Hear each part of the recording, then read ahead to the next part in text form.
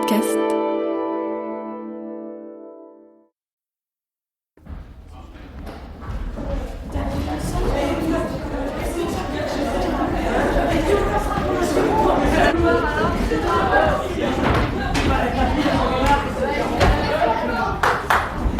Un peu de silence, s'il vous plaît.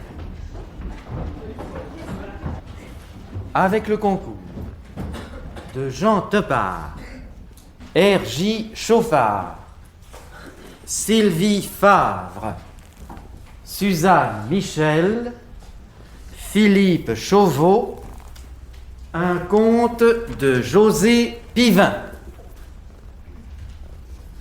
Fermez vos cahiers.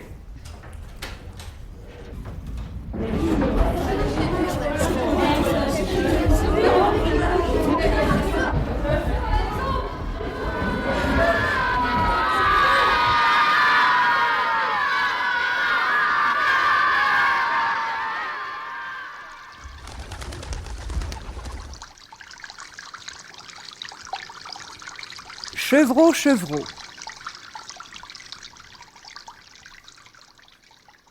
Dans la vallée où coulait le ruisseau, il n'y avait que le matin et un homme qui se lavait.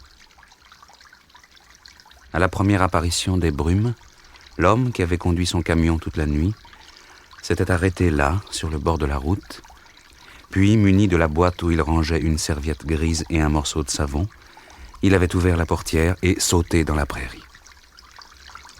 Accroupi sur une pierre de gué, il enfonçait ses mains dans l'eau, les recouvrait de sable et frottait pour enlever le cambouis.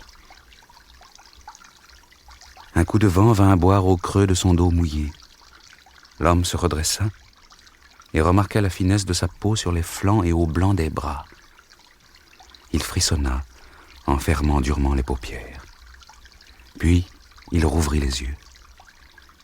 Personne ne l'avait vu ainsi heureux. Un tremble argenté remuait ses feuilles. Aussi simple que l'arbre, l'homme se laissa parcourir par un nouveau frisson. Puis, il se rhabilla. Ses oreilles froides restèrent seules à vif. Il écouta l'eau dans l'ombre.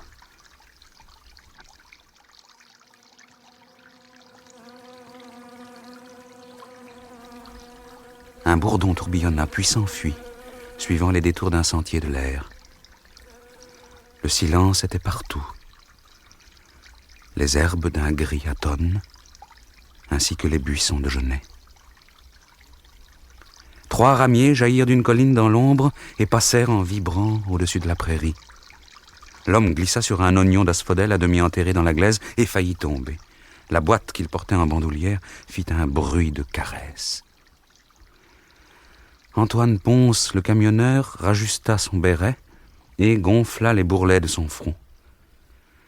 Alors le soleil se mit à chanter, ses plumes jaunes ébouriffées au ras des herbes. Quand il vit Antoine s'incliner pour sauter sur la route, il étendit une aile vers lui et le caressa.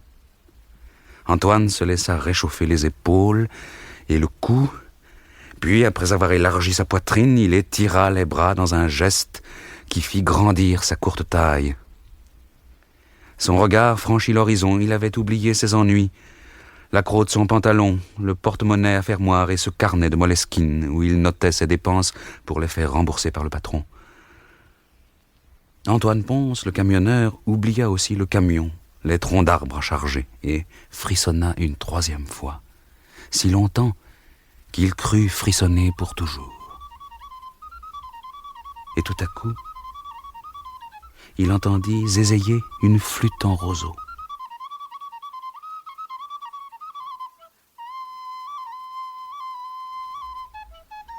C'était derrière 2 trembles, à feuilles presque blanches.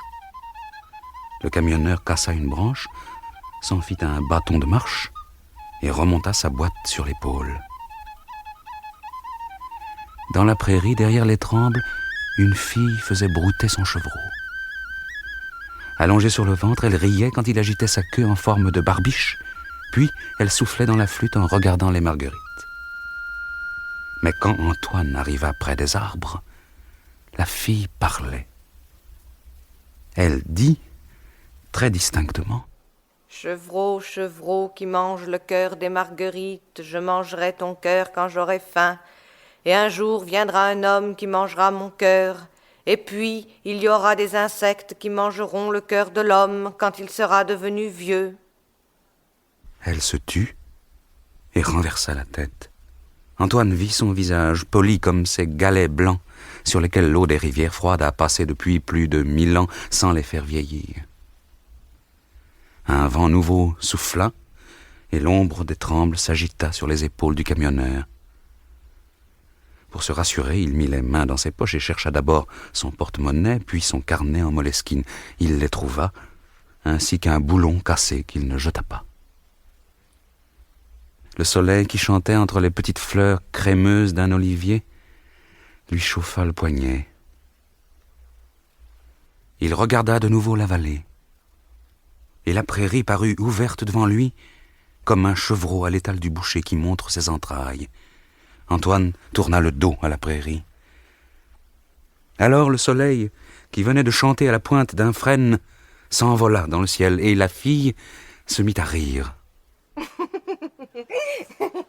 Elle ne rit pas comme ça, c'est stupide. Pourquoi veux-tu m'empêcher de rire puisque je suis contente? Mais comment peux-tu être contente après avoir dit à ton chevreau ce que je viens d'entendre? Ou alors tu ne comprends pas ce que tu dis? Moi, je ne comprends pas ce que je dis? Alors tu me trouves folle, comme tous ceux du village, comme ma sœur, mon père et ma mère? Tu ne réponds pas? Ça m'est égal, tu sais. Antoine Ponce ne pensait pas du tout à répondre. Il regardait les mains de la fille. Ses doigts étaient minces, mais solides, comme ces brindilles de tremble, celles où les mésanges s'amusent à se balancer, pendus par le bec. La gardienne du chevreau s'était mise à chantonner en tressant un panier vert avec des joncs frais, et ses doigts montaient, descendaient, se pliaient aux phalanges et paraissaient vouloir se mêler à la tresse. L'homme immobile se disait « Pourquoi s'amuse-t-elle à faire un panier? Pourquoi chante-t-elle puisqu'elle connaît le sort qui l'attend? Je n'ai jamais été aussi découragé. » Et Antoine Ponce posa sa boîte dans l'herbe. Il mit son bâton contre un des arbres, et le bâton glissa et tomba sur la boîte qui sonna le creux. Antoine l'envia. Il en aurait fait autant, mais il y avait cette fille qui tressait sans arrêt son panier de joncs avec ses doigts maigres. Une jalousie confuse s'étendit dans la poitrine du camionneur. Il ne bougeait pas. Elle lui dit « Tu me trouves vraiment folle? » Antoine souleva son béret et ratissa lentement ses cheveux gris pour trouver une pensée raisonnable, mais il n'y en avait plus.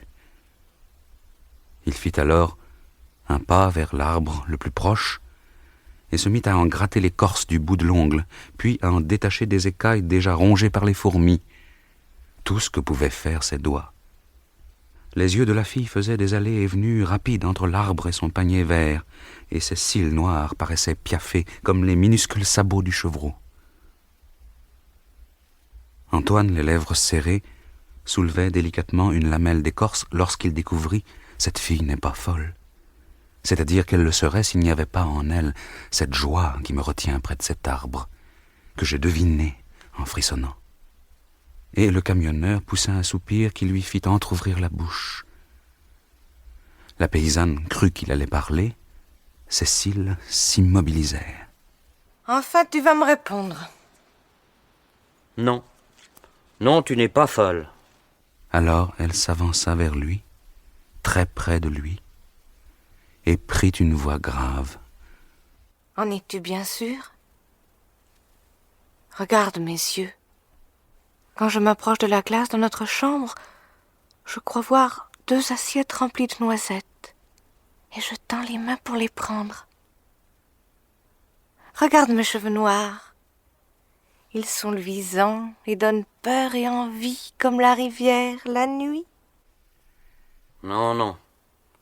Tu n'es pas folle. » Et à peine Antoine eut-il prononcé ce dernier mot avec beaucoup de conviction que la fille se lança dans la prairie, courant derrière le chevreau, l'attrapant par le cou, se roulant dans l'herbe avec lui, et criant devant le museau noir, pas plus étonné qu'elle. « Regarde mes lèvres!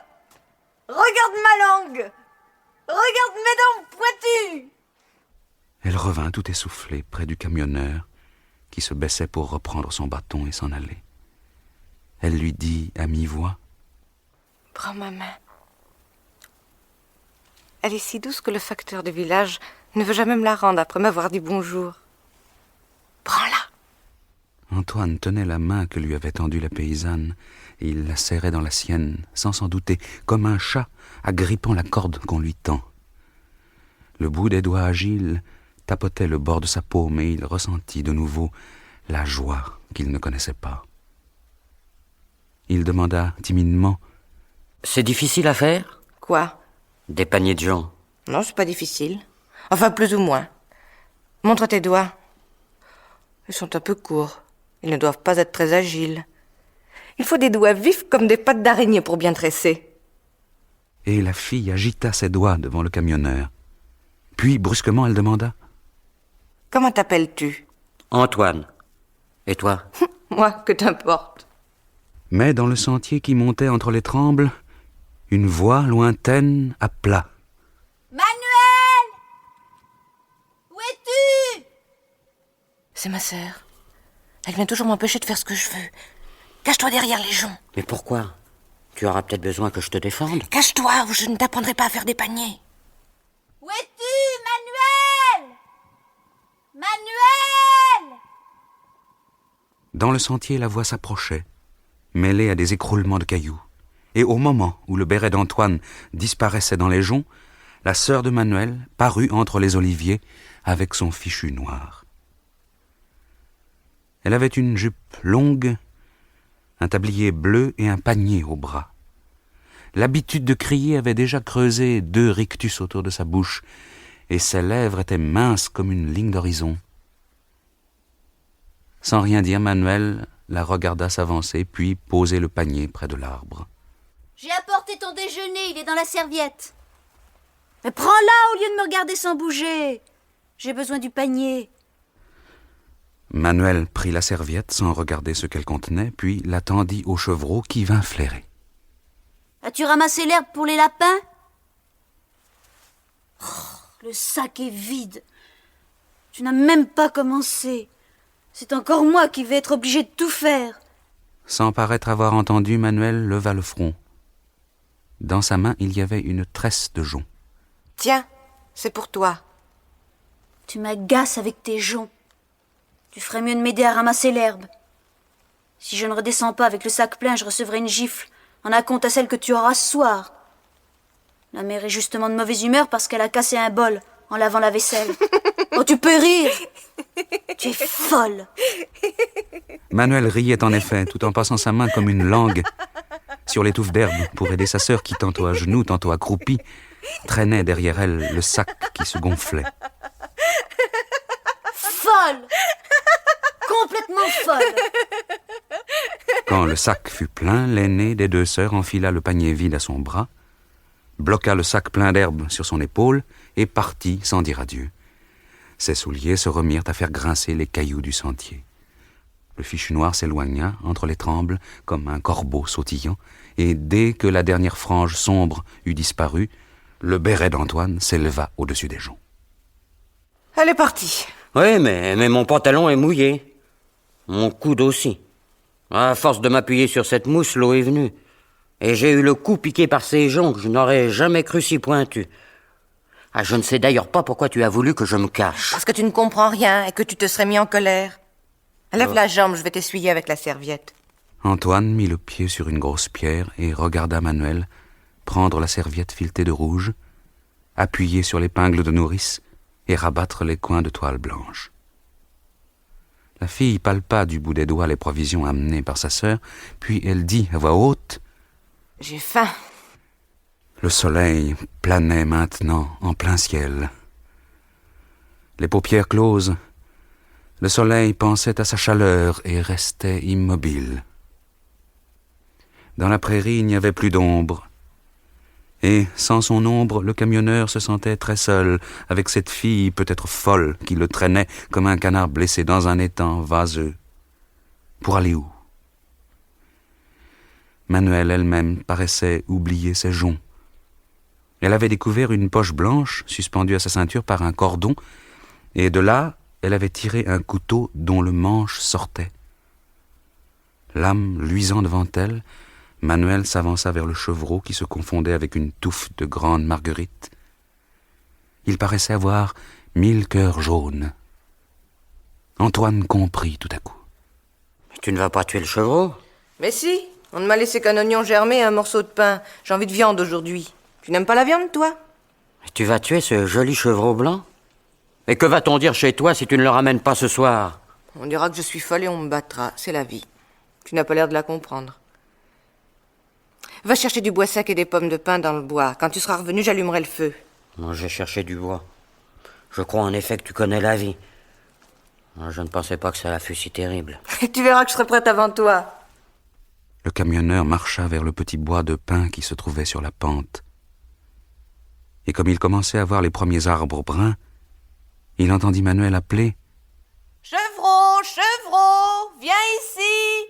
J'ai faim. Je vais manger ton cœur. Et puis j'irai cueillir des joncs car je n'en ai plus. » L'homme se mit à courir vers les pins. Devant ses yeux dansait une tache rouge sur le cou d'un chevreau blanc.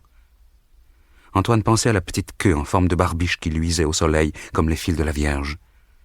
Il allait traverser le bois et dévaler un sentier entre les arbres pour regagner son camion lorsqu'il pensa qu'il ne savait pas tresser des paniers. Alors, la tête congestionnée, prêt à pleurer, Antoine s'arrêta. Puis, lentement, il enleva son béret pour y mettre des pommes de pin. Quand son béret fut plein, il ramassa des branches mortes et en fit un fagot. L'odeur de la résine lui faisait du bien. Il aspira un courant d'air frais, l'avala lentement, puis repartit vers la prairie. Manuel l'appelait. « Antoine, as-tu fini de ramasser le bois? J'ai transporté des pierres pour le foyer. Elles étaient lourdes, tu sais. J'ai fait une broche avec une branche de noisetier. Viens vite! » Dans la prairie toujours verte, il n'y avait plus de chevreau, mais simplement de la viande, et puis un petit tas de linge sale qui était la peau. Près de 3 grosses pierres, la fille était accroupie. « Pose ton bois là, à côté des pierres. Je vais allumer le feu. Tu ne sais probablement pas le faire. Donne-moi un peu de mousse sèche. Moi. Arrache celle des arbres. Voici une flamme. Tu n'as plus qu'à ajouter du bois de temps en temps. Mais ne souffle pas sur le feu, tu serais capable de l'éteindre. Et puis mets la viande à la broche. Bah et toi? Que vas-tu faire pendant ce temps? Je vais aller me laver les mains à la rivière et remonter le courant. Les gens d'en bas commencent à fleurir et ne valent plus rien. Antoine soupira, heureux qu'elle se fût remise à parler de ses paniers. Puis il embrocha la viande, posa sa baguette sur les 2 fourches préparées par Manuel, et au bout de quelques instants, il eut devant lui un rôti qui cuisait. Les flammes montaient autour de la broche, la viande prenait une teinte dorée et le sang devenait du jus. Au-dessus des herbes à sève, des vapeurs claires dansaient, transparentes et luisantes comme des salives.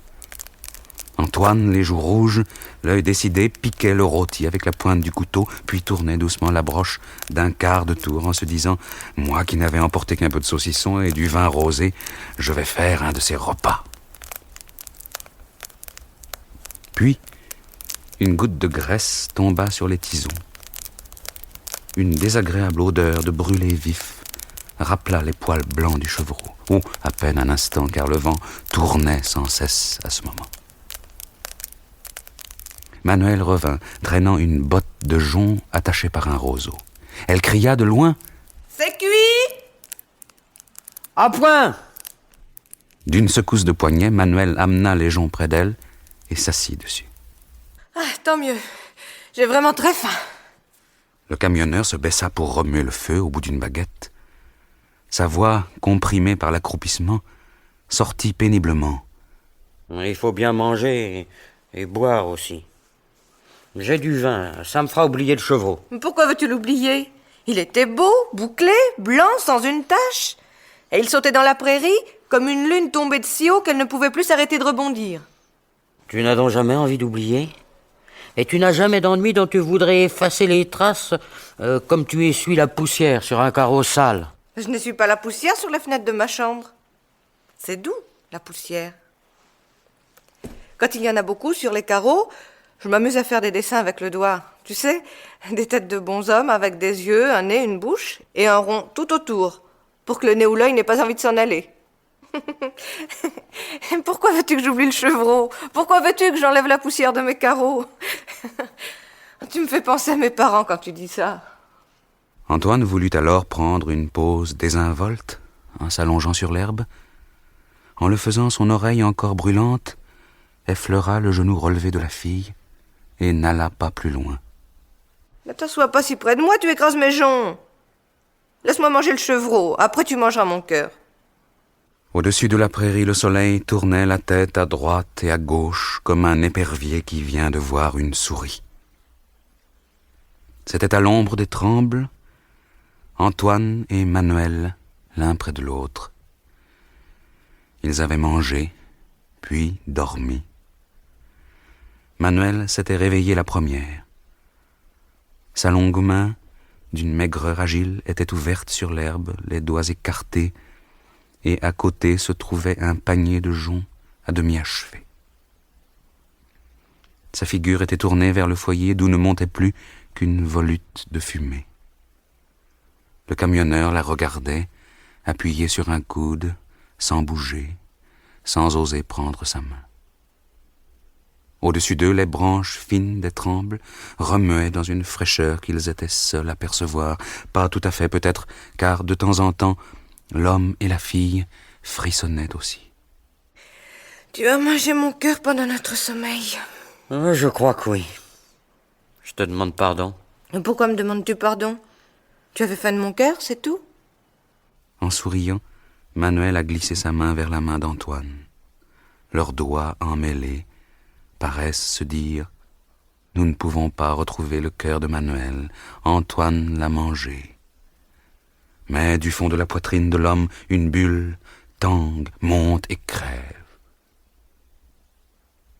Et un jour, des insectes mangeront le cœur de l'homme. Manuel s'est levé. Le camionneur la voit marcher dans le pré où l'herbe est chaude. Entre ses doigts, des joncs s'agitent. Antoine est là, assis dans l'herbe, et il se demande ce qu'il doit faire. Là-haut, bien au-dessus de la prairie, le soleil se laissait glisser sur l'aile de ses rayons. Rapidement, il descendait vers les montagnes. La fille continuait à marcher dans la prairie. Entre ses doigts, les tresses de joncs s'allongeaient comme des chaussettes. Puis les branches des trembles formèrent brusquement un entrelac de traits noirs découpés dans le ciel qui se vidait. Antoine sentit dans une jambe des pincements, de véritables pincements de fourmis ou de carabes. Il se leva en boitillant pour fuir. La lumière se lustrait de blanc autour de lui. Manuel se mit à rire de loin. Oh, je ne m'étais pas aperçu que tu étais si vieux, Antoine. Les insectes vont manger ton cœur. Ils sortent toujours le soir des écorces des arbres, de sous les pierres, et puis ils grimpent le long des jambes pour chercher un cœur à manger. Tu vois? Tu trembles? Il n'y a que les vieux qui tremblent quand le soir tombe, parce qu'ils ont peur des insectes. Je suis pas vieux. Non, c'est vrai, tu n'es pas vieux. D'ailleurs, cela n'a pas d'importance, tu n'es pas d'ici. Tu ne reviendras sans doute jamais dans cette prairie. Moi, je vais rentrer à la maison. Et il est bien possible qu'on ne me confie plus de chevreau pendant quelque temps. Mais pourquoi ris-tu, Manuel? Ton père te battra quand il rentrera et ça t'amuse. Je finis par croire que tu es vraiment folle. Quelques gifles, quelques coups de baguette, puis je monterai me coucher. J'ai caché des joncs sous mon matelas. Je pourrais continuer à faire des paniers dans ma chambre. Tu comprends pourquoi je ris? Penché sur une pierre, Manuel tressait les cheveux d'Antoine. Son petit doigt frôlait le cou et les oreilles du camionneur, qui commençait à s'habituer à cette joie engourdissante qui sourd des joncs tressés. Et Antoine allait demander à Manuel de lui apprendre à tresser lorsqu'il y eut un fracas d'ombre. Le soir venait de faucher un pan de montagne proche. Puis, le bois de pin noir et les trembles au fond de la prairie s'engoncèrent dans un gris duveteux. Antoine se demanda ce qu'il allait répondre à ses amis en rentrant. Très loin, au sommet d'un pic enneigé, le soleil battait une dernière fois des ailes. Manuel partit en courant, sans se retourner. Elle ressemblait aux merles qui volent au ras du sol vers leur buisson. Antoine resta seul dans la prairie. Un bourdon passa près de son front, tourna, puis disparut vers le petit bois devenu sombre. De nouveau, l'homme sentit les picotements de sa jambe. Il s'approcha de la rivière. L'eau brassait dans son courant quelques restants de jour tenaces. Une tige d'osier, à demi immergée, montait et descendait, tendue par les remous. Un martin-pêcheur passa, suivant le milieu de la rivière. Antoine s'avança sur une souche qui dominait l'eau.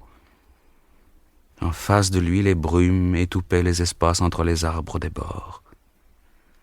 Antoine se pencha sur la fraîcheur bruissante, comme s'il allait s'y jeter. Et à ce moment, une pointe de jonc lui piqua la cheville. Il ouvrit son couteau pour en couper une touffe hérissée vers les nuages du crépuscule. Quelques instants plus tard, dans la prairie où les plantes commençaient à respirer, Antoine le camionneur regardait ses mains ployer les joncs tandis qu'il marchait lentement. Je crois qu'elle faisait d'abord un nœud. Ah non, je perdrais une trop grande longueur de tige. Ce brin doit y passer dessus ou dessous? Maintenant, allons-y. Une fois dessus, une fois dessous, une fois dessus, une fois dessous, une fois dessus, une fois dessous. Était-il heureux ou malheureux? Tout autre que lui aurait pu le dire en l'observant, mais lui n'y pensait pas. Il se taisait. Puis Antoine franchit de nouveau le fossé. Son camion paraissait incrusté sur la route. Il monta sur le marchepied, ouvrit la portière et mit le véhicule en marche. Les toits étaient encore argentés de crépuscule dans le village haut perché où il s'arrêta.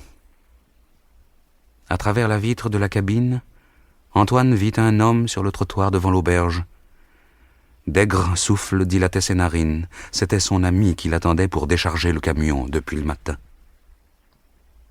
Antoine lui tendit son panier, inachevé. « Deviens-tu fou? On t'a cherché partout. Où étais-tu » Antoine tressait sans répondre. Manuel avait dû être accueilli de la même manière. Il sourit et d'un coup d'épaule poussa l'homme vers la salle où brillait une lampe à flamme de pissenlit. Antoine demanda 2 gentianes. Son ami allait recommencer ses reproches lorsqu'il vit les joncs posés sur le comptoir. Il les prit, les examina, et tandis qu'Antoine parlait politique avec le patron, maladroitement, il se mit à tresser, sans rien dire.